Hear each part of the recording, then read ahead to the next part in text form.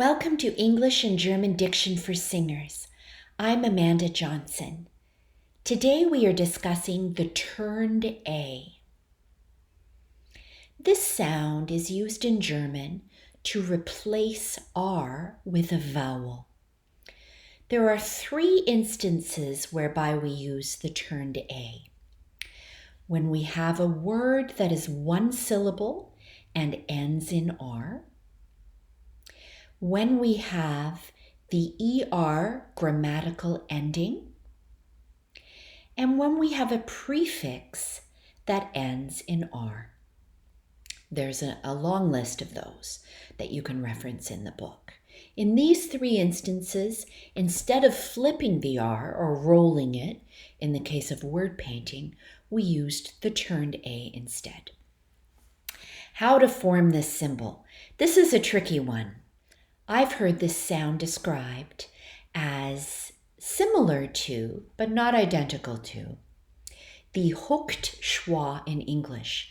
For example, a word like mother, where there's that R color contained. Mother.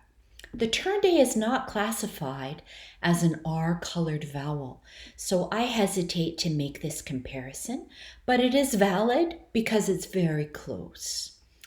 I've also heard it compared to a schwa that is pronounced in the position of, wait for it, the bright ah. Now this may seem very strange, but I like this one because why else would we be using the bright ah upside down to represent this sound if ah were not somehow a part of it? So a good way to practice this sound is to sub in bright ah instead. So if we take the word me, and instead of the turned A, we say the bright A, we would get me. Really not that far away, right? Here's bright A again. Me. Now, instead of doing a true bright A, we're going to imagine the position of bright A and let it turn into a schwa. Me. That is the correct pronunciation. I don't like comparing it to a schwa, a German schwa, because it doesn't change according to its environment. So the way to go, I think, is to imagine that the turned A is an R-colored bright ah. That is my final word on that. If we had such a thing, that we had a bright ah with a hook on it, ah, and it had a little bit of R in it, that is the turned A. So, all of this is best explained by some word examples. Let's try these German words. Ooh. Note also that the timing of the turned A is key. We want the turned A to have a duration of about 10%. Remember, German diphthongs are divided 90-10.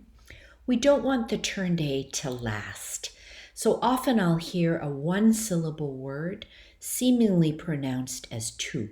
For example, ooh, and then all of a sudden we hear way too much ah. Instead we want ooh. It's pronounced just at the cutoff. You also shouldn't feel anything dropping. It's not ooh, but rather ooh. It stays on the same plane. Verstehen. I'll do that one again. We're passing through the turned A after the epsilon. Verstehen. It's replacing R. Wieder. Wieder. That is our turned A. I hope that you found this video helpful.